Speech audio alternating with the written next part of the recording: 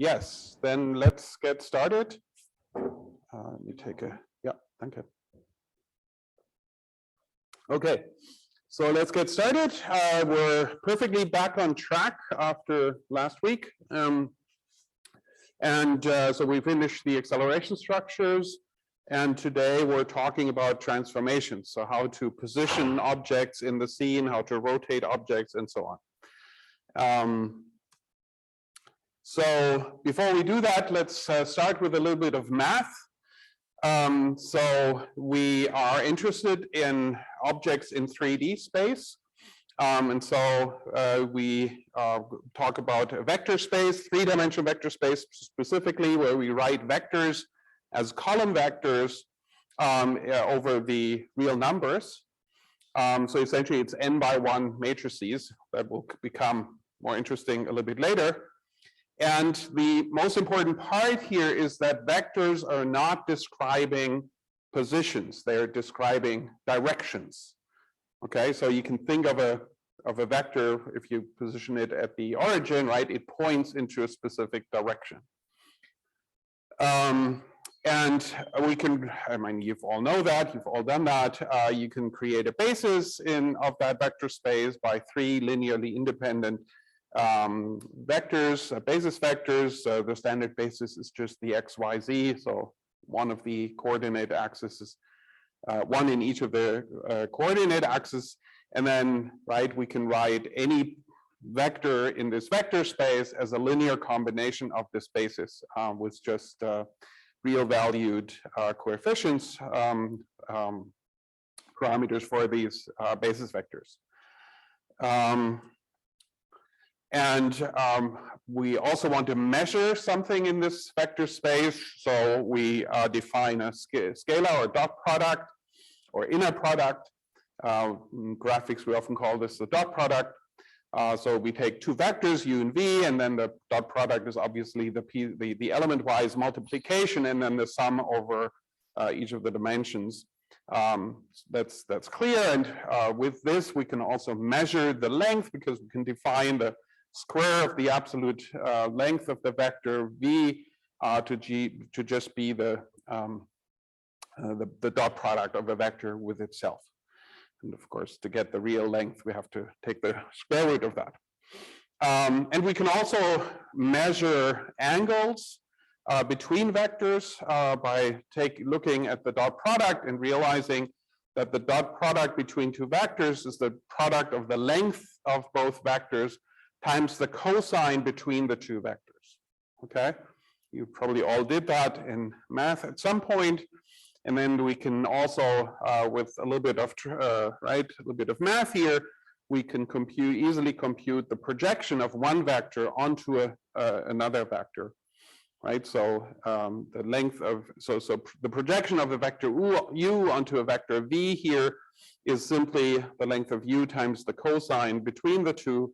We have to normalize this, so it's by the length of v, right? If v is longer, then obviously the dot product is larger, and so that projection is really u times v divided by the length of the vector v, and of course we can multiply this out a little bit. So we have the vector space, we can define directions, we can measure in that space, so all is fine. We can go a step further. We can define an orthonormal basis in that space, where we define two things. We say that the length of the basis vectors is 1, of all the basis vectors is 1. I just realized that this should, of course, be E1, E2, and E3. Otherwise, that obviously makes no sense. And that's probably in the slides for many years, and no one has told me about that, and I didn't realize it. And the vectors are pairwise orthogonal to each other, so the product of any two vectors is 0 if they are not the same vector, and there's 1 if, of course, if you multiply the vector by itself, because it has length 1. The other important thing we have to look into is the handedness of the coordinate system, right? If we take the first two basis vectors and we take a cross product between the two, and I just assume that you know what the cross product is, then, right, there's two options, right? They're orthogonal to each other. So they can either be, right, if that is X and Y, then they can either point in this direction or in the opposite direction, right? That's the only option because they all have to be orthogonal to each other. And this is why we call it the right-handed rule, right? If the first two fingers are the first two base vector, E1, E2, then the third one, if that points into this direction, then it's a right-handed coordinate system. If it points in the opposite direction, then it is a left-handed coordinate system because then it points in the opposite direction. You probably all know that. And so typically for screen space, right, we assume that the X direction is horizontal from left to right. That's just convention, or you can define anything, but that's the convention. We typically define Y going up, right? And then if the Z direction comes out of the camera or out of the screen, then this is a right-handed coordinate system. Now, for screens, people, I mean, horizontal from left to right, that is very common because people usually start 0, 0 at the top, then Y often goes down. So you have to be a little bit careful sometimes. Then that would be a left-handed coordinate system with Y goes down. Typically, nowadays in graphics, people use right-handed coordinate system. But just be aware that people have used left-handed coordinate system. For instance, RenderMan uses a left-handed coordinate system by default. And so you can easily get a lot of confusion if you don't know which coordinate system you're working with. So that was all about vectors and vector spaces. If we want to talk about positions, we actually can't use a vector space, but we have to use an affine space. So that's a mathematical concept. We denote it not by R3, but typically by A3, so affine space. And the elements of that space are not vectors, but they are positions in space. But we define this affine space by essentially a corresponding vector space. And we define it in such that if we have two points in this affine space, A and B, right, then there must exist a vector that we define by the subtraction of B minus A, which is the vector, is then the vector from A to B. And that must be part of the vector space. And obviously, going from the affine space to vector space, there is a unique vector for each 2 points. The opposite is obviously not true, right? The same distance, right? You can just shift those points by any amount and you still get the same difference vector. So if you think about what we can do in these affine spaces, well, obviously we can do subtractions. That's how we define it. And of course, I leave out all the mathematical strict definitions here. But we have subtraction, right, which takes 2 elements of that affine space and it delivers an element in the vector space, in that corresponding vector space. We don't have addition, right? If you think about it, what would it even mean to add 2 positions, right? This place and that place, adding that, what would that be? Doesn't make any sense. So we don't define this, but of course we can add a position plus a vector, right? From this position in that direction gives me a new position. So adding a point and a vector, or position and a vector gives me a new position. So that makes sense. And also we can obviously define the distance between 2 positions by simply going to the vector space with the difference of the 2 positions and then measuring the length of the vector. Now, if we define a basis in this affine space, 3 vectors are not enough anymore. We also need an origin, right? And so an affine basis consists of an origin, so a well-defined point somewhere in that space, plus 3 vectors, right? That then spans. So essentially the point is that, right, we have a reference point, which we don't have in a vector space because the reference point in a vector space kind of always is the origin. So it doesn't really exist. But for an affine basis, we can kind of shift that basis vector around because we're talking about positions, and it makes a difference where that position is relative to the origin of our basis. Right, and then we can easily define, and that's where a lot of confusion often happens, where people think, right, positions are vectors.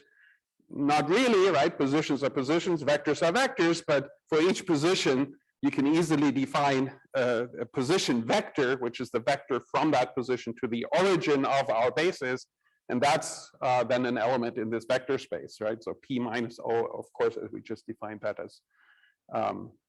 as an element of the vector space. Did you have a question? Yeah. So I understand vector space, but affine space, the intuition is it's about positions, and the position of the point, origin, is that the intuition of affine space? Yes. So the affine space, you have an origin, and you have a frame. A basis vector that is of 3 vectors orthogonal. I mean, they don't have to be orthogonal, but typically we have an orthonormal basis at that starting, right, positioned at that origin. Does that answer your question? So the basis is given as a point, which is the origin plus 3 vectors. Right, so the basis is a point for element of the affine space plus 3 vectors from the vector space, and they kind of span this basis. And and so now in this space we can define affine combinations, which are simply linear combinations of n plus 1 points, right? And so here I kind of write it as so essentially we just take n plus 1 points. The weights have to sum to 1, right? So they are affine combinations, and then we can define a point P, and I write it here as a sum of weights associated to a point. Remember, we don't really have the addition of points here, so I just told you that doesn't make sense. So ignore the first part. We can simply define this as, all right, it's the point 0 plus the sum of the other points, the difference between the other points minus this point 0. So we just essentially define P0 to be the origin, and then that we can define the sum over the vectors Pi minus P0 in this case. So any point in that affine space we can now define as an affine combination of the points that kind of make up, right? And you can also see now that, right, any n plus 1 points, if they're not linearly dependent on each other, right, we can derive they give us automatically a basis of the affine space, because I just take one of the points as the origin, and the difference between all the other points and the first one to be that basis that spans this. And of course, those vectors have to be linearly independent. Yes?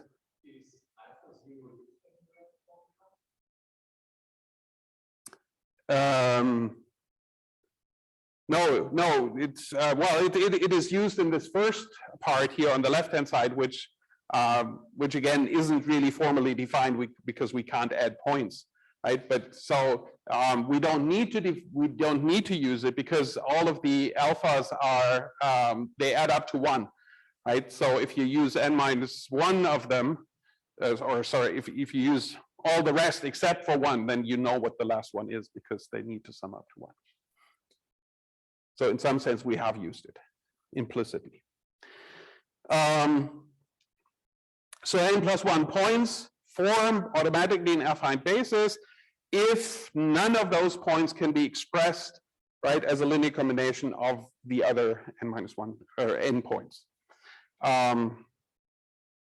Yeah, I guess this is all. I've said all of that.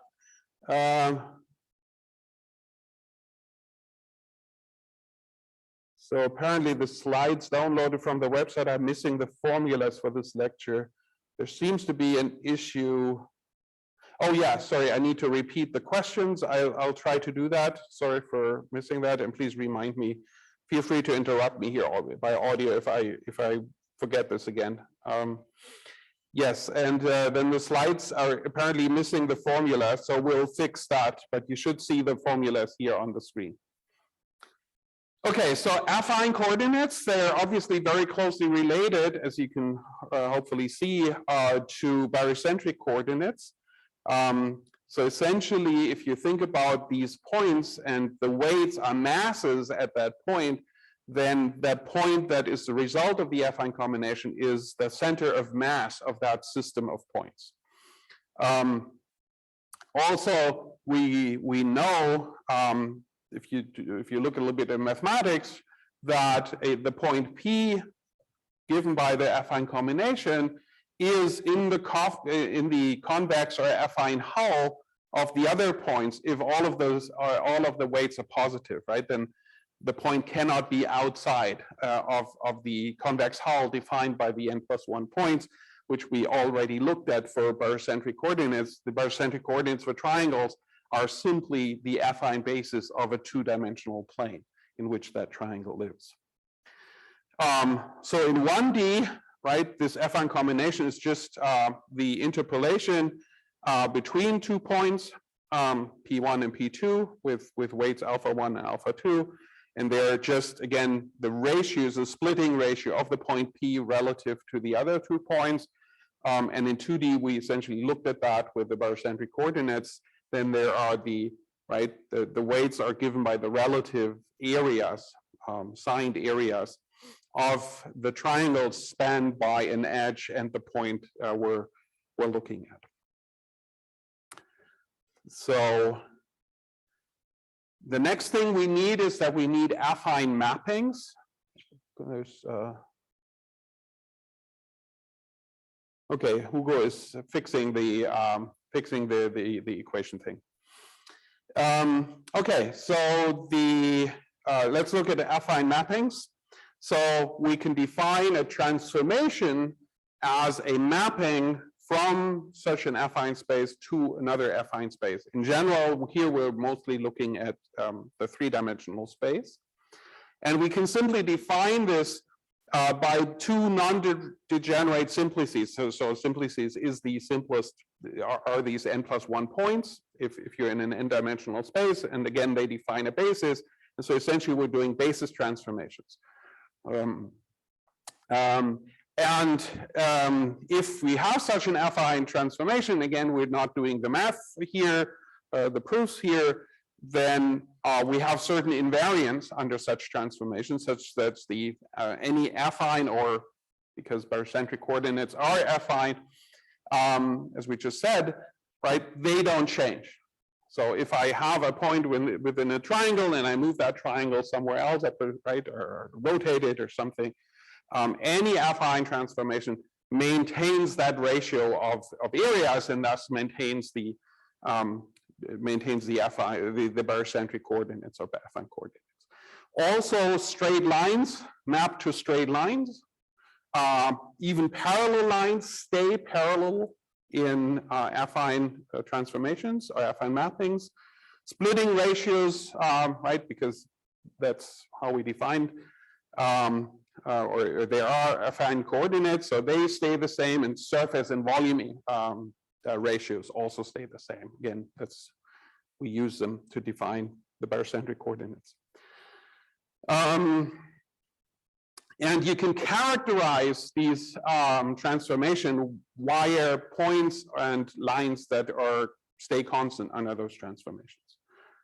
So they are essentially eigenvectors or eigenvalues of such a mapping. So how do we actually represent such a mapping? And here is where things get interesting.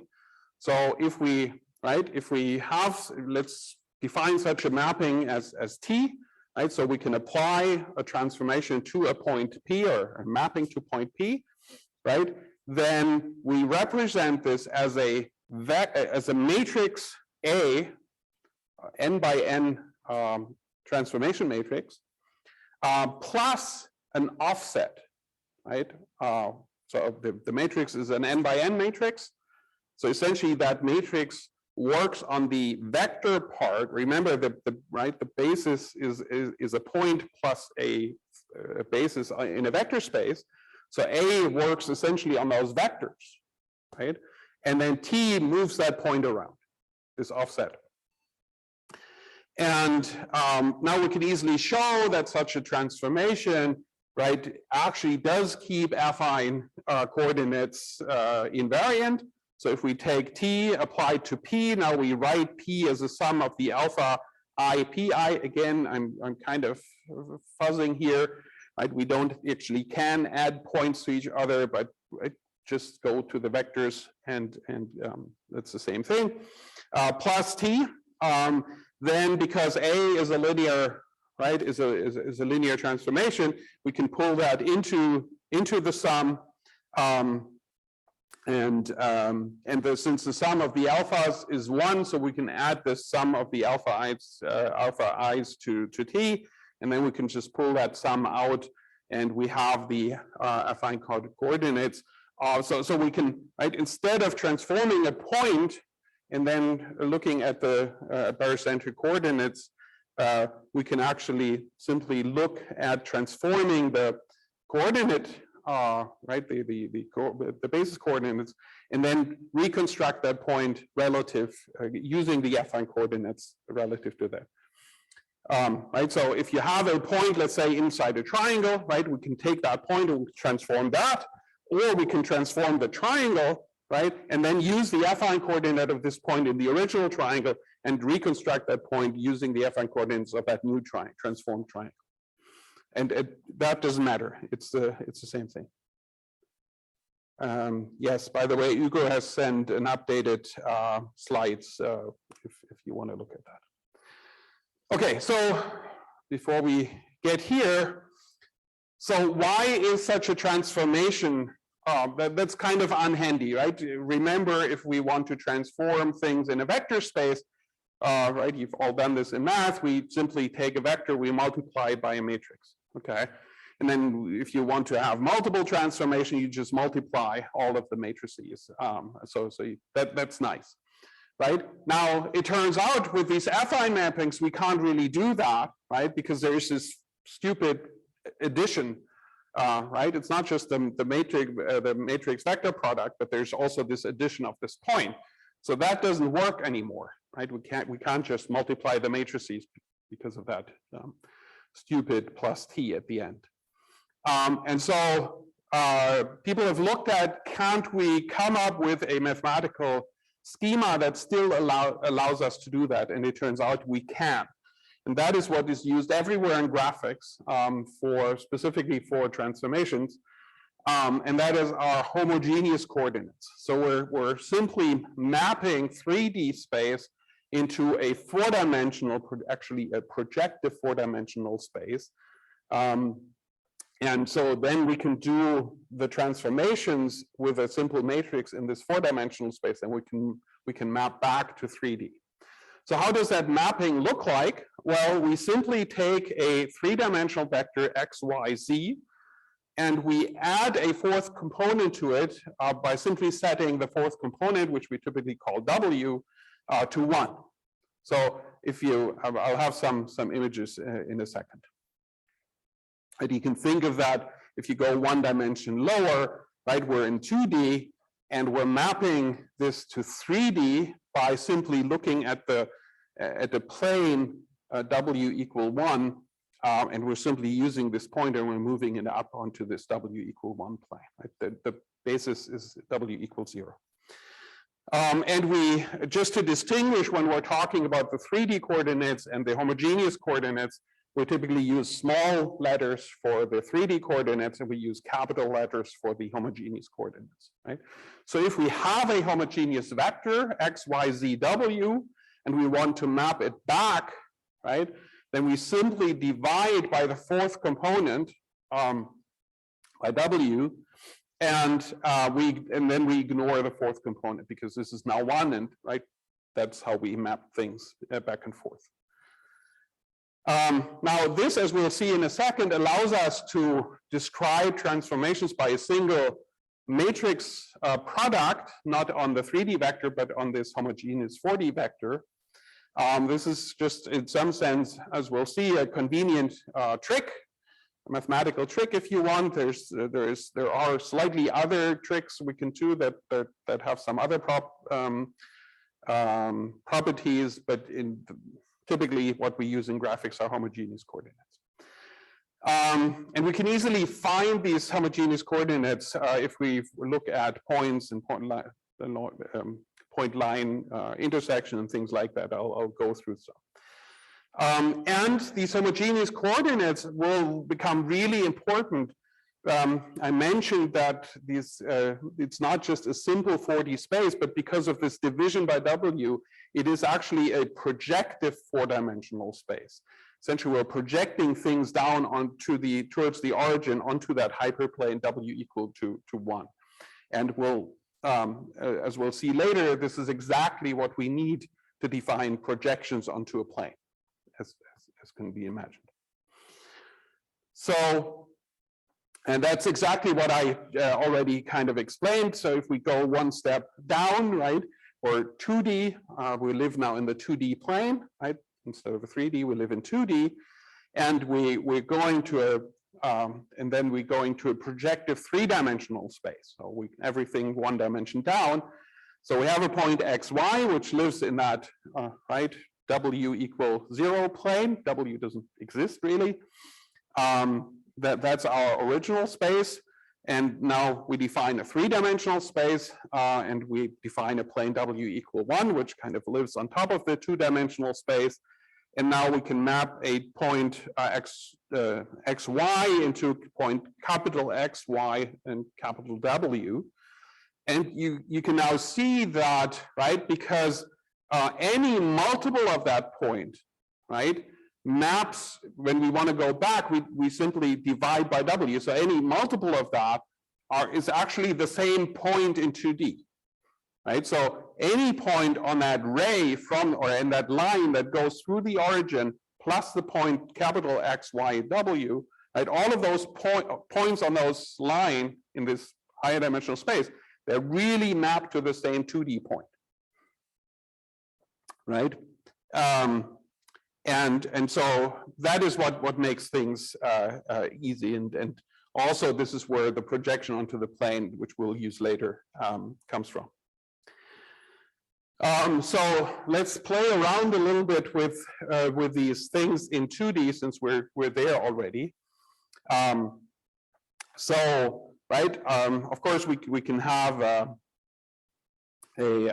vector in this projective 3D space, X, Y, W. We can have a corresponding point X, small x and y, which we simply divide by dividing by W. And now we can actually, if you now think about a line in 2D space, okay, we can take every point in this line and move it up, right? But first, let's look at how we define a line in this 2D space. Right, a line in this 2D space, you've all done that, is, right, we can use a linear equation, is a set of points for which ax plus by plus a constant is equal to 0, okay? And now we can actually, which is the same thing as defining this in this projection of 3-dimensional space through a point or an element, let's say, of this projective 3-dimensional space X, which is defined by X times L is 0. And where L is this vector of the coefficients of the linear equation of the line, which we use in 2D.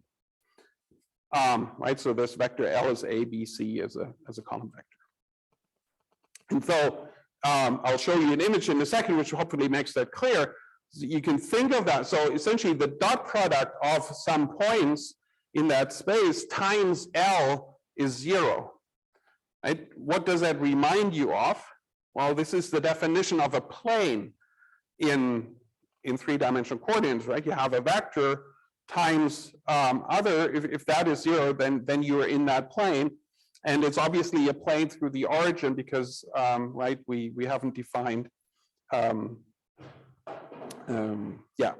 haven't defined an offset here.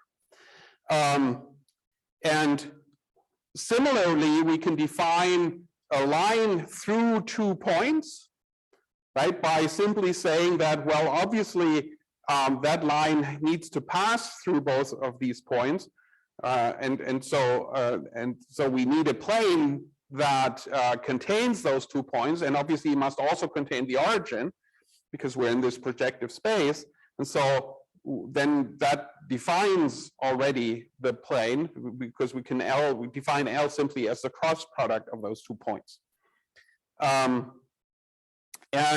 We can also compute the intersection, but that is maybe all more intuitive if we do this geometrically. So let's define first a 2D line and map that to this projective 3D space. So the line is obviously all of the points P where the dot product with L is 0. We can now map this to each point of that line, we can map that to the corresponding point in this projective space, right? And now you can easily see that we can define this with this vector L, which exactly contains these coefficients ABC, which are the coefficients of this linear equation of a line in 2D, right? And that is now, as you can easily see, is orthogonal to that plane that is defined by the line and the origin. Okay, that just comes from the definition that we used. Right, and so any point here, if we take any point on that line, is orthogonal onto that normal vector, and so the dot product is 0.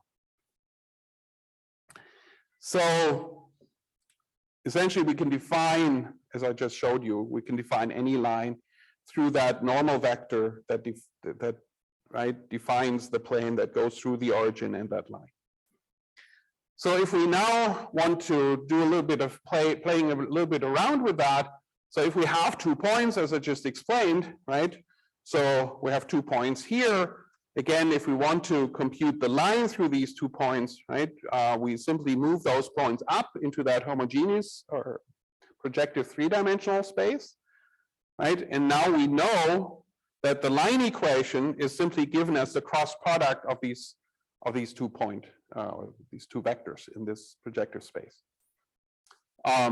And we directly have the coefficients, right? You can play, right? If you want to play around with lines in 2D, with this construction, you can easily compute the line through 2 points as a cross product. That's not obvious, right? If you just have 2 points in 2D and computing the line through that, yes, you can do that. Here, it's actually, there's a nice 3-dimensional geometric interpretation of how to do that computation. And that obviously, ABC directly gives you the line equation in 2D. Also, we can construct the intersection of 2 lines, right? So if we have 2 lines, again, we can move each of the lines into the corresponding space. Each gives us a vector L, right? And now we want to know the point that is on both lines, and it obviously needs to fulfill the equations, both of those equations, right? So it must be the and so which point is orthogonal to L and orthogonal to L dash?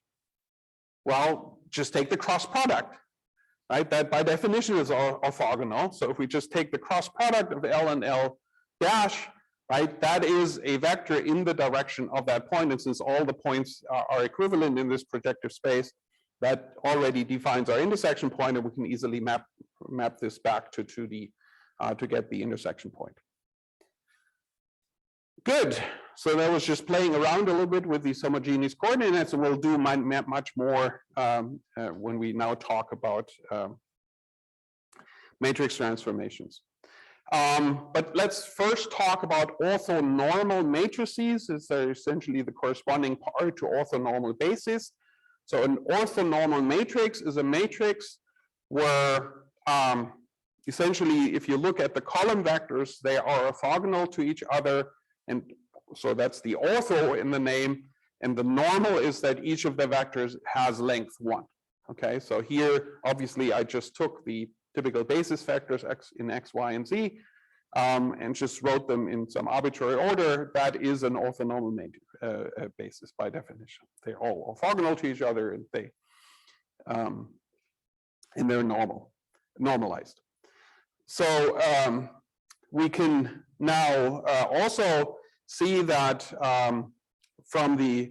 directly from the definition of the matrix product, that the transposed matrix M plus the matrix M must be equal to 1.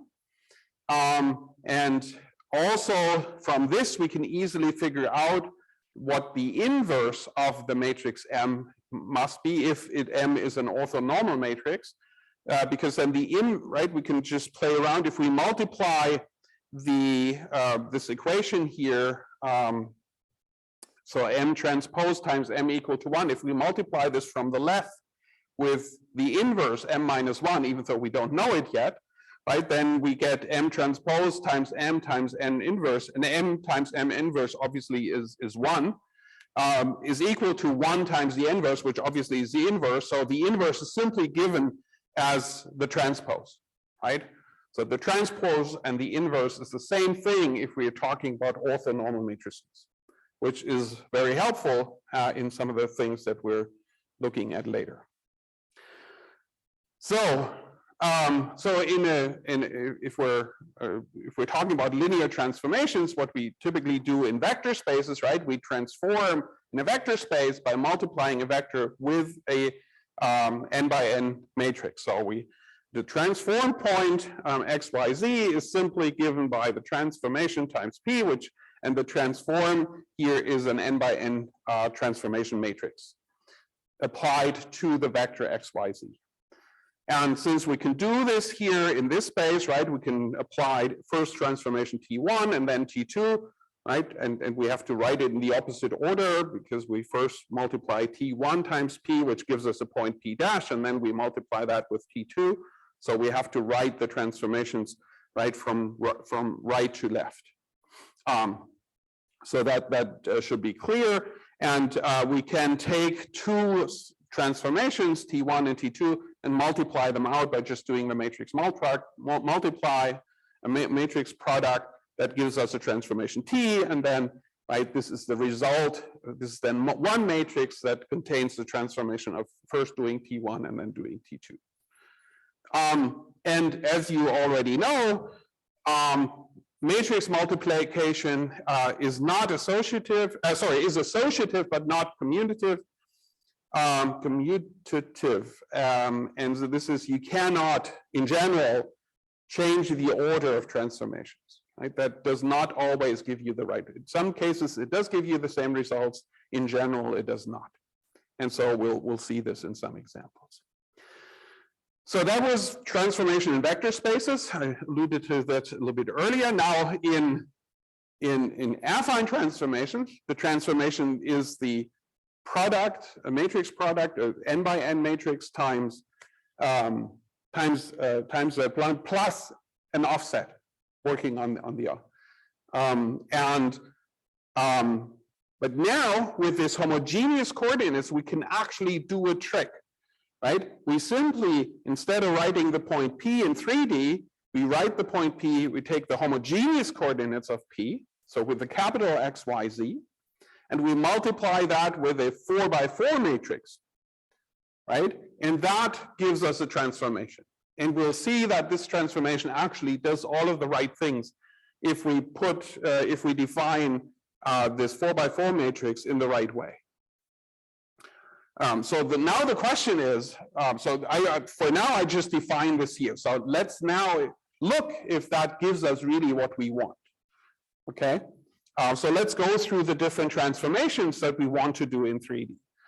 So the most simple thing we can do in 3D is simply moving a point, right?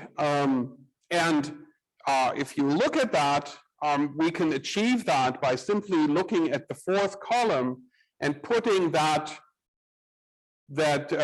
translation vector into that fourth component.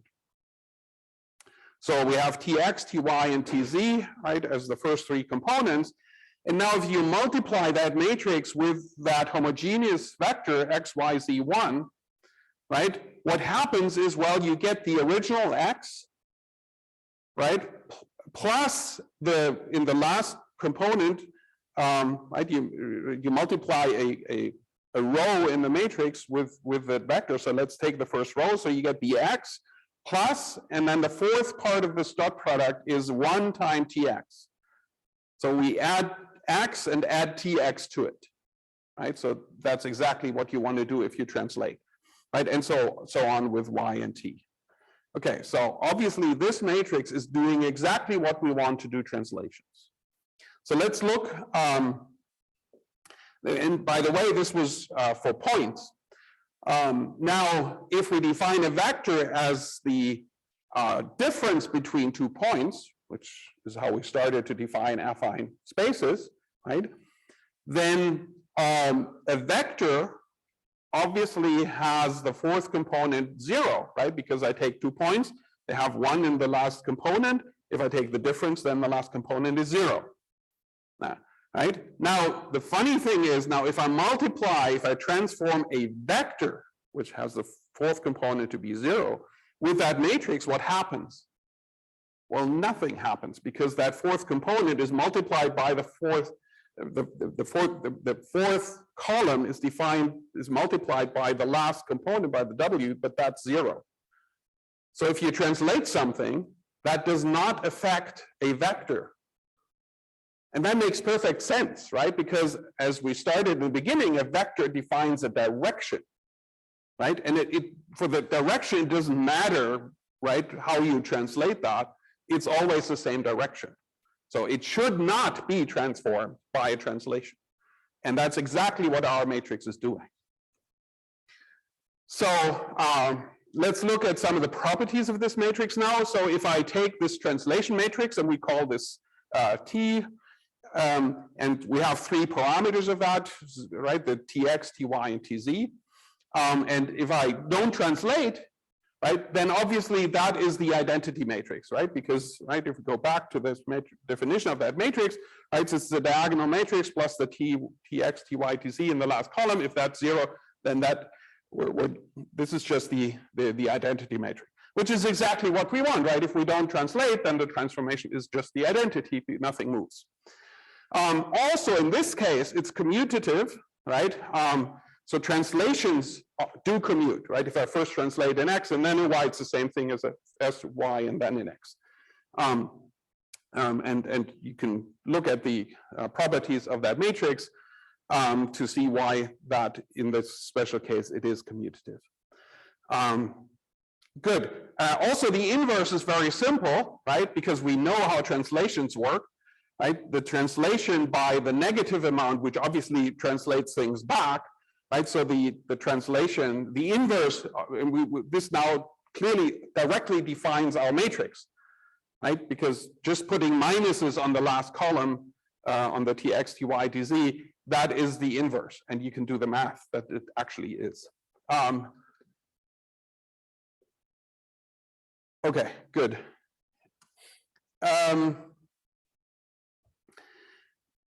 Yes, so the next thing we want to do is we want to scale things from the origin.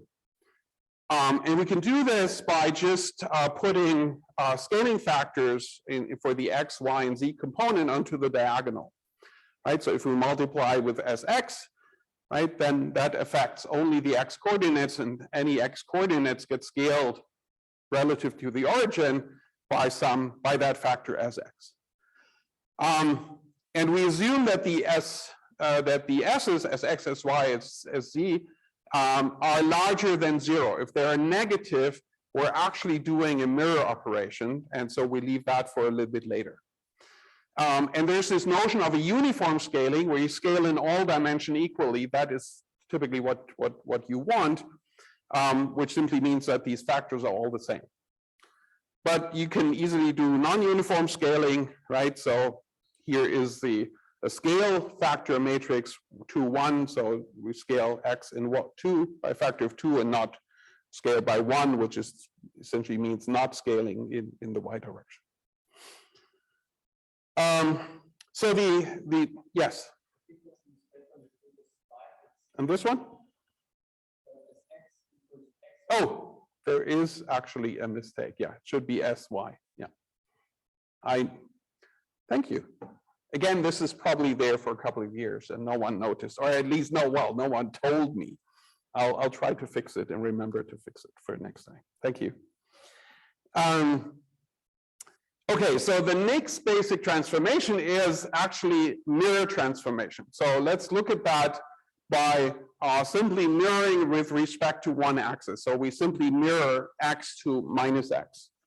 And we do this by simply putting, it's essentially a scaling, we scale by -1 in x, right? And now some funny things actually happen, and obviously you can do this analogously for the other axes, right? And what happens now is that actually a change in orientation happens, right? So if you look at the points A, B, C in the original, so that's the triangle on the right, upper right here, right? This is counterclockwise, right? Now, if I mirror that triangle to the other side, right, A, B, C is now actually clockwise. So it changed the orientation of triangles here.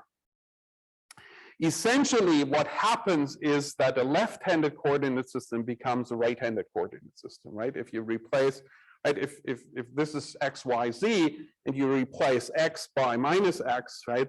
This is, let me see, this is, oh, I can't really do it. So x, y, z, and so instead of x, I take minus x, y, and z. So, right, this is now a left-handed coordinate system. And this is indicated, this change in orientation is indicated by a negative determinant of that matrix. So whenever the matrix is the determinant of the matrix is negative, then we change that orientations. We can also reflect at the origin, right? So, or mirror at the origin by simply scaling uniformly with -1 in each of the dimensions. And now what happens, the determinant is still negative, right? Because we multiply, determinant in this case is just the trace of the matrix or the product of the diagonal element. Since we have 3 minuses in there, so it's the determinant is -1. And so we do get a change in orientation. In this case, you see this here also, except that in 2D, if you only do it in 2D, right? Because then we only have 2 -1 in the matrix, right? We don't get a change in orientation, right? In 3D we do. That's just, it looks funny, but it's the right thing if you think about the math.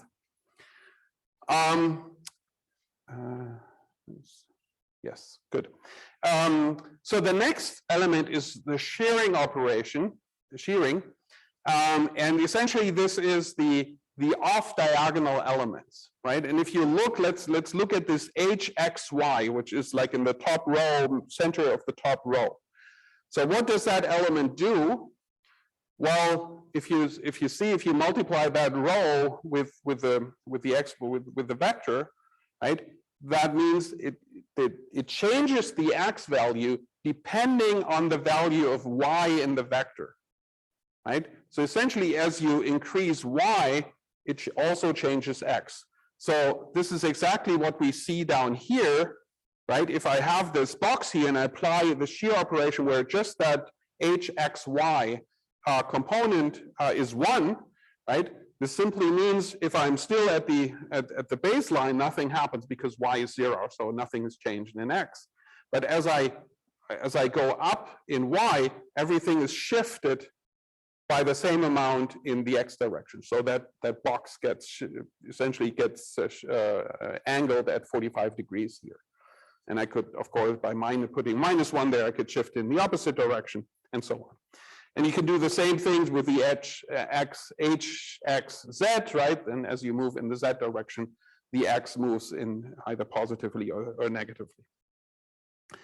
Now with this, if you look at the the determinant is 1, so this is a volume preserving operation, right? You're just shifting this, right? You're not actually changing the volume, you're just distorting the volume a little bit. The height is the same, and horizontally everything is still the same length, so the volume is actually the same. Okay, so this is was the shear operation. The next one is more interesting. Shearing doesn't happen that often, but rotations obviously happen a lot. So let's look first at rotation in 2D, because that's easy, right? So let's look at that construction here in the lower right, right? We can define a point here by a vector from the origin to a point, and that point has the coordinates x and y, okay? I should be able to point on this thing here. I hope this, no, what was that magic?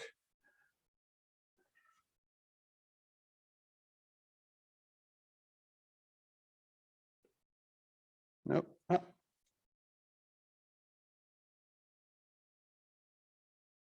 No.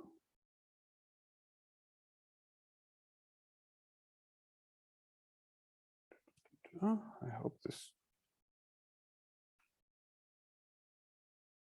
Not sure what this does. I guess I have to train a little bit with this thing here. Nope, that's not what I want to do.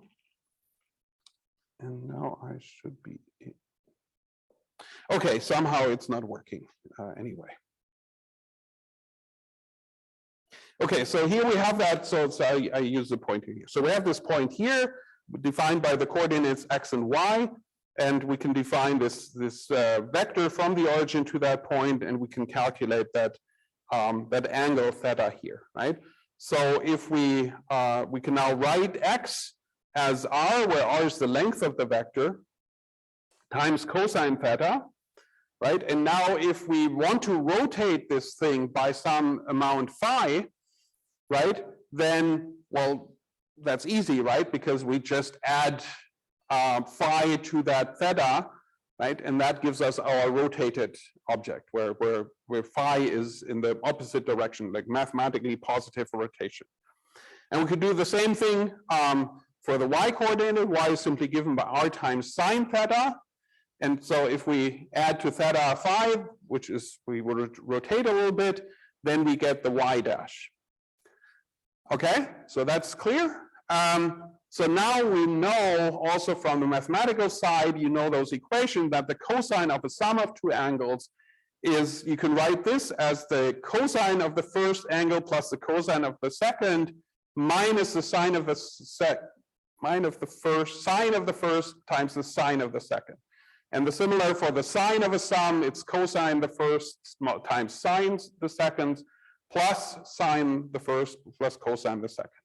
Right? Now, if we apply that to the equation that we just wrote, right? There's obviously cosine of a sum and sine of a sum, right? We can write this out, and we get that we can represent the transformed x as x times cosine phi minus y sine phi, right? And similar for the y direction. And so in 2D, right, we can write a rotation matrix simply as this 2x2 matrix, where on the diagonal we have the cosine of the rotation angle, and the off diagonal, in the lower side we have the plus sign, and the upper right we have the minus sign. Okay, this is rotating a point in 2D. And you probably have done all of that in math. So rotation in 3D is now easy, right? As long as we rotate around the origin. Remember, all of that rotation was around the origin. So we can rotate around the major axis around the origin. So we can rotate around the x-axis, which obviously goes through the origin, by simply putting this matrix that we just defined, right? Cosine theta or cosine phi here on the diagonal, which, because we rotate around x, x is not modified, okay? We just modify y and z. So we put this here, let's look at the last one. So if we rotate around Z, right, it's the same thing, except we write that matrix into the XY part because we rotate around Z, and so Z doesn't change.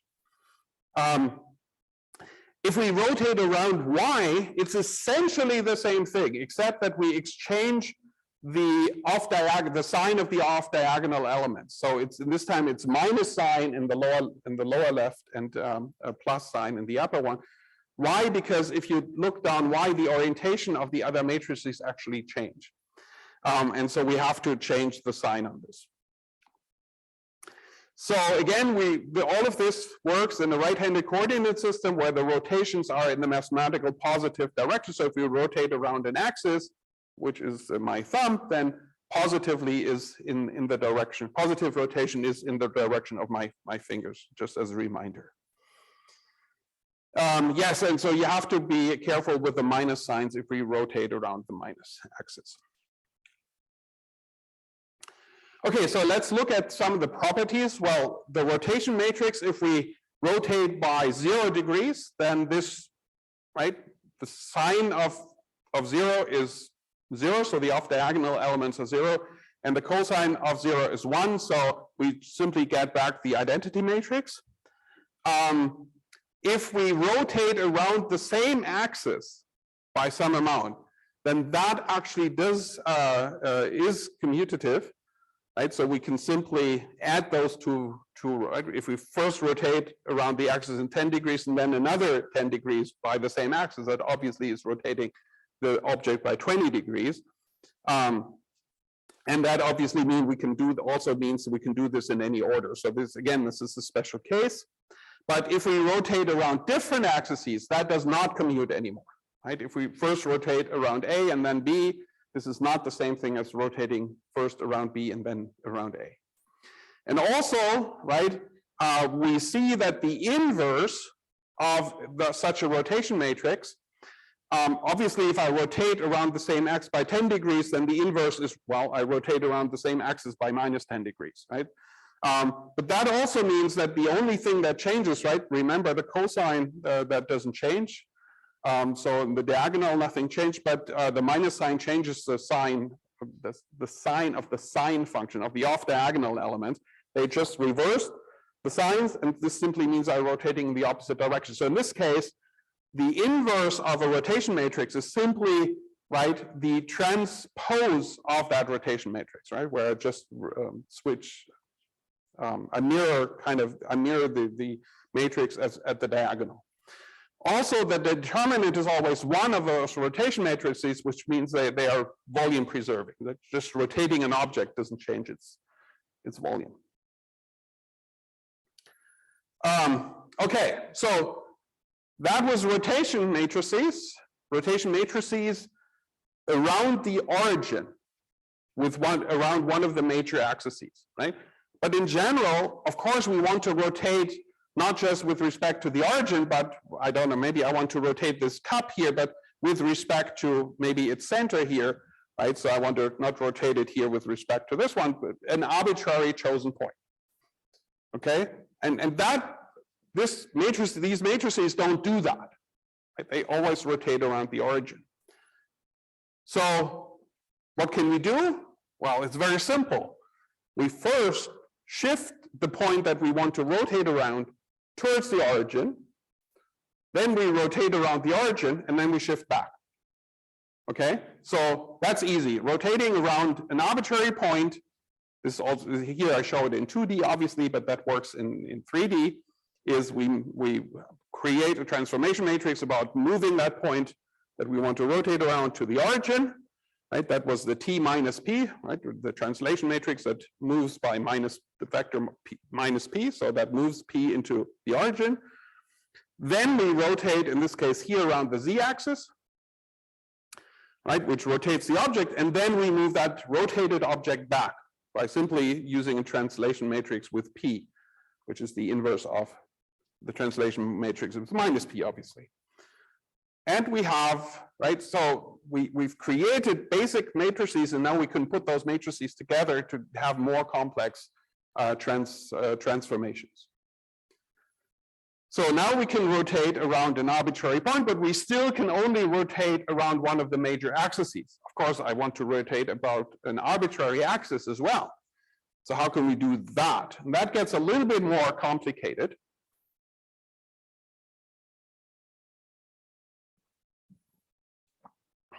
So now I want to rotate around an arbitrary point and an arbitrary axis. Okay? So the thing with the point is easy, right? We just showed you how that works. Okay? So the only thing that I have to solve is, right, I want to rotate it about the origin, but an arbitrary axis.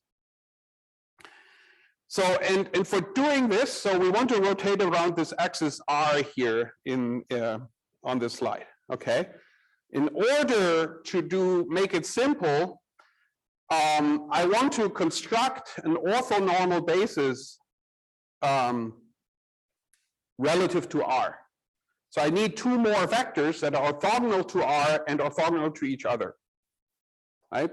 And that will make it very simple to actually define this matrix here.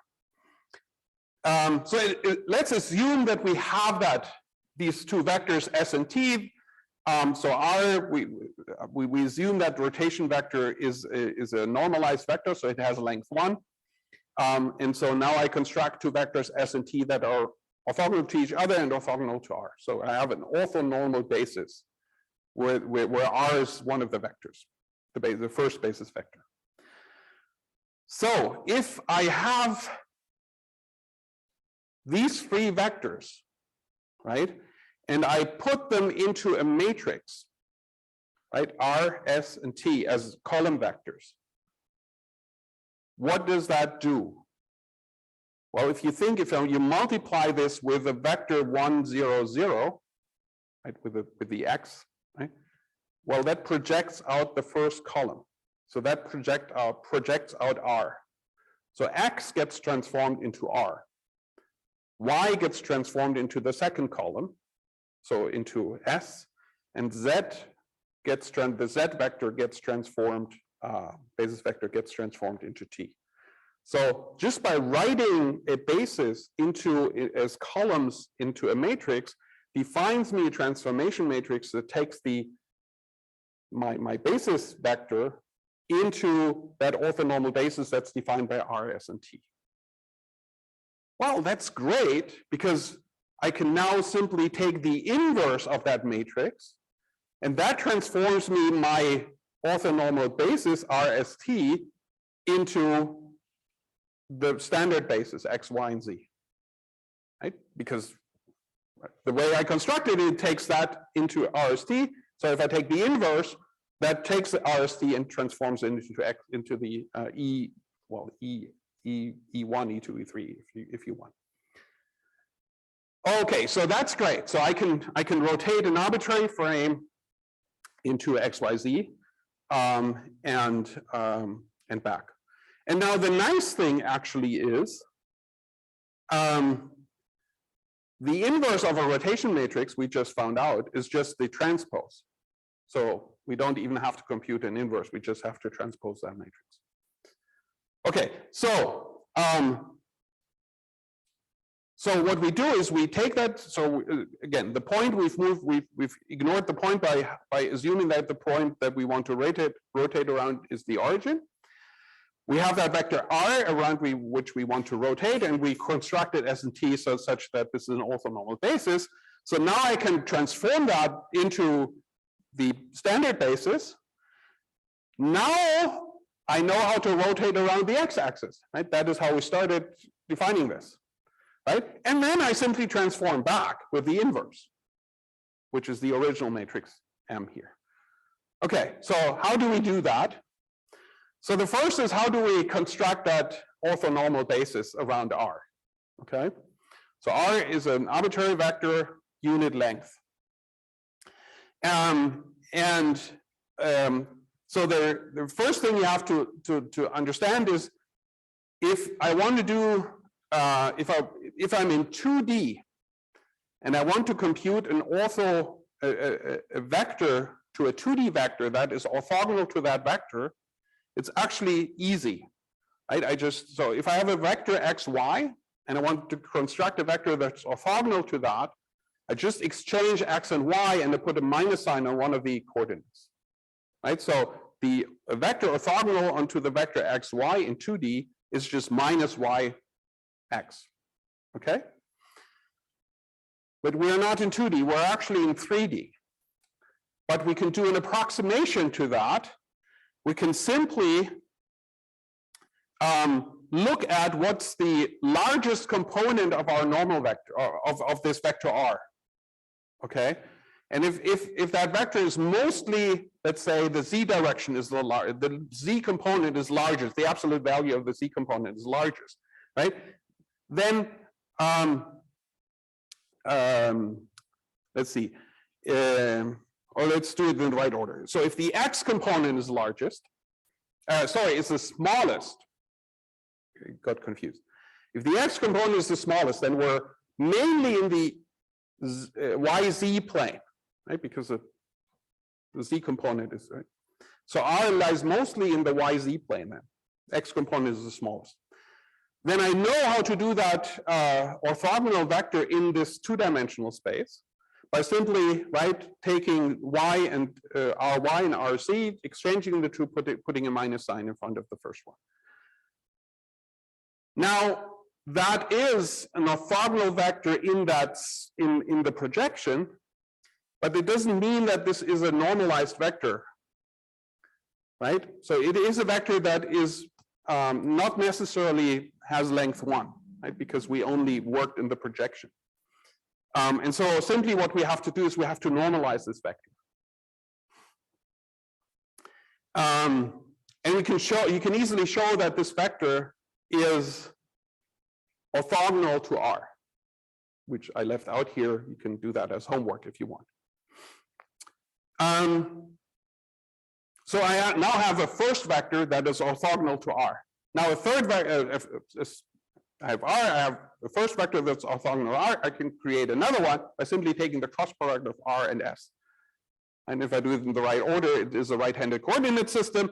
Then I can take these R, S, and T that I just constructed, put this as column vectors, and that defines my matrix M. The transpose of that will transform anything into the X, Y, Z, the basis coordinate system, right? Then I can rotate around the x-axis, and then I can rotate with exactly this M matrix here, and do this back. So if I want to,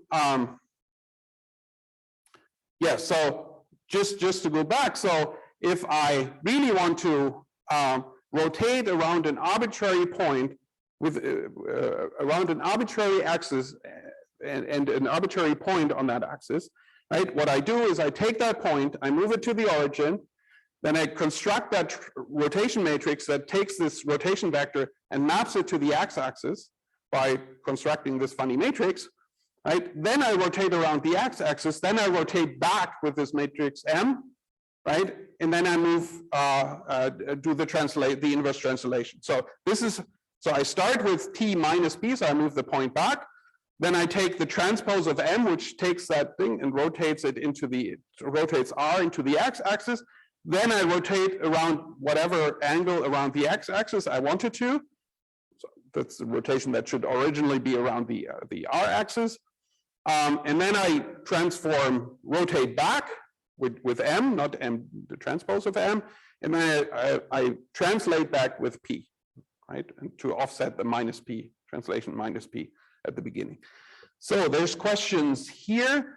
Does the determinant equal 1 always mean that the transformation is volume preserving regardless of dimension? Yes. Yeah, someone else answered it. I thought this is another question, but that's even better, right? If you answer your own questions, that's I don't have to do that. Perfect, good. So now we started with rotation around the axis, and we extended it rotation, one of the major axes around the origin, then we extended it around the major axes around an arbitrary point, and then we did it an arbitrary axis around an arbitrary point. Everything's fine.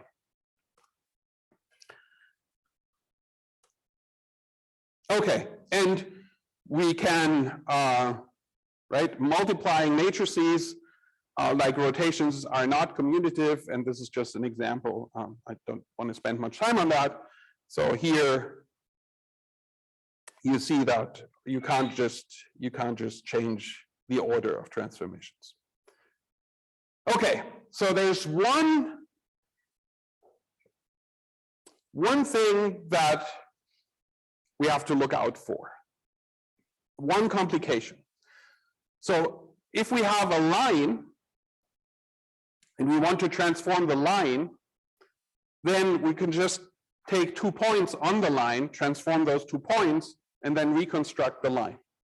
Right? Why does that work? Well, I told you that affine transformation, and that is an affine transformation, maintains lines, right? And it maintains coincidences of points with lines. So that actually transforms 2 points, and that also means 2 arbitrary points on the line. And so it transforms the entire line from one line to the transformed line. If I want to transform a plane, I can simply define 3 points in the plane, transform those 3 points, and reconstruct the plane. That is doing exactly what we want. Also, transforming a vector, not positions, is fine. That also works, right? We saw this at the very beginning when we started with the homogeneous transformations. Points, vectors have a 0 at the end, and so they're just not affected by any translation part. Right? They take part in all the rest, but they're not taking part in the translation. However, there's one thing that is very important in graphics and many other applications where we have a problem. And that is, right, if you have a plane here on the left, right, I have a plane, or so in 2D it's a line, and I want to define a vector that is normal on that plane, or on this line here in this case, right? So that makes sense. It's a normal vector. We have to be careful with the naming, right? So there is a normalized vector, which means a vector that has length 1, and there is a normal vector, which is a vector that is normal to something, orthogonal to something. Okay. So here I'm talking about vectors that are orthogonal to something. And I assume it's a plane. So if I take this arrangement, so this plane and the normal vector on the plane, and I do a non-uniform scaling, for example, in the x direction, right? Let's take the 2 endpoints of the line or the plane, right? So in 2D, I scale only the x component, and now, right, instead of 45 degree, this is at whatever. And now if I would transform this normal vector n by the same matrix, it would get stretched in the x direction as well. Okay, and now you can easily see that this is no longer normal on the plane. Okay, so obviously the transformation matrix we dealt with so far is doing the wrong things for vectors that are normal to something. And so the question is, can we determine a transformation matrix that does the right thing on normal vectors? And the answer obviously is yes, otherwise I wouldn't be talking about it here. Or I would tell you it's not possible. Anyway, so let's construct that transformation matrix. So the first we want to do for constructing that is we can write the dot product as an outer product of 2 vectors. So the dot product of n times v, right, we can write this as a matrix product or outer product. So we take n and we take the transpose. So we wrote vectors as a column vector, right? That's what I started with today. So we transpose it, now it's a row vector, nx, ny, and z. And we multiply this by v, which continues to be a column vector. And so this is a 1 by n matrix multiplied by an n by 1 matrix. Okay, fine. So if we have a normal on a plane, so I use the plane example here, right? We can define this, right? Or the condition is that for any vector v in the plane, the product of v with n, or so n transpose times v must be 0. right? So N transpose V is simply the dot product, right? Because the vector N is normal on any vector that is in the plane. That's the definition. Okay, so now we want to find this matrix M dash that transforms the normal vector such that it stays normal on the plane, right? When I transform the plane with M. Okay, so what I do is after transformation, so I would transform the normal vector with M dash, right? So this is here. I transform the normal vector with M dash. That is my transform vector. I take the transpose of that, right? This is this thing here, times the transform vector V, which is transformed with the original matrix M that we just constructed, right? If I do that, then you might remember from linear algebra, if you have a transpose on the product, this is the transpose of the individual elements of that product in reverse order, right? So this is really N transpose times M transpose times M times V, and I've just associated the two matrices. So N transpose times the product of this M dash transpose times the original M times V is 0. So that must be true for any vector V, right? Which simply means, right, that M dash T times M needs to be 1. And now I can play around with this. I can this M dash T times M equal 1. I can multiply this from the left with M inverse, right, which is now here on the right-hand side. So M dash T times M, I multiply this from the right with M inverse.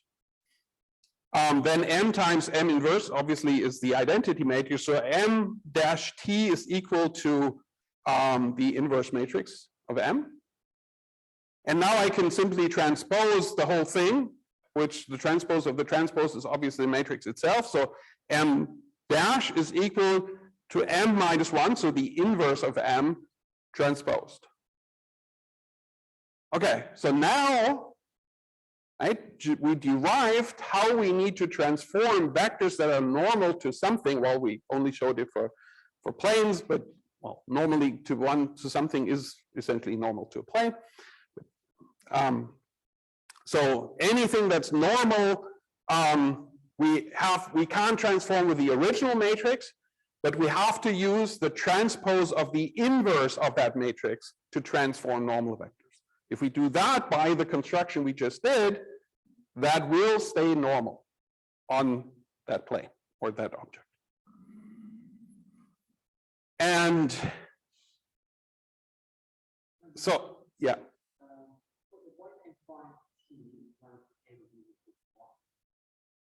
Oh, that's because this has to be true for every vector V, and that can only be true if that product is 1. Right? I know that NT times V, the dot product, right, of them is 0. So, and M dash actually is, if you look mathematically, this is called the adjoint of M. It exists even if the matrix itself is not invertible. And M is, if it is invertible and orthogonal, right, then it actually turns out, right, in those cases, if it's an orthonormal matrix, then the inverse is the transpose. And then you're taking the transpose of the transpose, which is the matrix M again. So if your transformation matrix M is an orthonormal matrix, which it is, right? Remember, it is for rotation and things like that. So in those cases, actually, right, if you rotate something, it rotates the normal vector, things are fine in some other cases as well. But that's what you have to keep in mind, right? So this matrix M that we're constructed for, right, translations, scaling, and so on, This works on everything except normal vectors, vectors that are normal to something, in which case we have to take the transpose of the inverse of the original matrix. And that's it for today, and we're really early. Let's see, is there any question here? Do we apply this only to the normal vectors and the other transformations to the rest of the points? Yes, exactly. So you transform points, vectors, lines, planes, all the normal stuff, you transform this with the original matrix M. But if you have normal vectors or vectors that are normal to something, then you take the transpose of the inverse of M and transform those normal vectors with that matrix. Any other questions? I remember that there was a question last time when we ran out of time. I think it was in the chat. So if maybe that question has already been answered. If not, feel free to answer, just to ask the question again. Or any other question you might have. We still have a couple of minutes. There was some voice here. Oh, Amin Pahami raised his hand. If you want to say, if you have a question, please just ask the question. Hi, am I audible? Yes, I hear you. Well, my question is not the question you mentioned from last session, but I have a question from page, from slide 31, from your slide. Yeah. I don't have page numbers here. So what's the title? This is the right one. This is the right one. Oh, and that is coincidence. Yes. Here you mentioned that we have to do an approximation, and I really didn't understand why we have to do that, because we have the R vector, and we can because you mentioned that we want to map the R on a basis, on a vector, and we can do that by just computing the cosine and sine for the theta to match the R with an axis. But why do we have to do an approximation? Well, I talked about approximation. So you're talking about the first part here, which constructs that vector S dash, right? Yes, exactly. Yeah. So yes, that vector is orthogonal to R, but it doesn't have unit length. So in that sense, it's not it is an orthogonal vector, but it's not an orthonormal vector. That's what I meant with approximation, right? So it is not yet the vector that we need. We need a vector of length 1. And by doing this in the 2D plane, that guarantees that this vector is orthogonal, but it might end up not unit length. In general, it's not unit length unless the x component actually is 0. That vector does not have unit length. And so I need to scale this vector to unit length. Yes, thank you. Yeah, maybe the word approximation here was a little bit misleading, right? It's just an intermediate step. It's not the final result, is what I wanted to say. Any other question from the room or remotely? Well, in this case, yeah. It sounds like there's another question. Okay, not really a student question. I have a question for you. Yeah. Pascal is asking about the lecture he has to do. He doesn't have many slides, and he says that would be a short lecture. Do you want him to take on some more, or Let's take that offline. Okay, no problem. So there is an additional question. As n transforms from basis to the basis where R is x-axis, why do we multiply by m first when rotating about arbitrary axis? Let's see, we're talking about this slide here. Okay, so let's start here with the bottom row, right? So we construct these orthonormal bases RST through whatever means, okay? And this is just one way of constructing this. You can come up with an arbitrary orthonormal basis around R. So R is a unit vector, and any other two vectors that are orthogonal to R and to themselves is fine and does the job, right? Because the only thing we really care about is mapping R onto the x-axis so we can then rotate around the x-axis, okay? So any other method that comes up with two vectors S and T that are orthogonal to themselves and T is fine. Okay, here's one method. So now the way I construct this method, this matrix M at the bottom row here, right? That is a matrix that takes, if you multiply the original basis vector, so X, Y, and Z, E1, E2, E3, as we defined them at the beginning. If you multiply any of those vectors with this matrix, you get either the first, the second, or the third column. Right? For the X basis vector, you get the first column, and so on. So that, by definition, takes the basis vectors and E1, E2, E3, and transforms this into R, S, and T.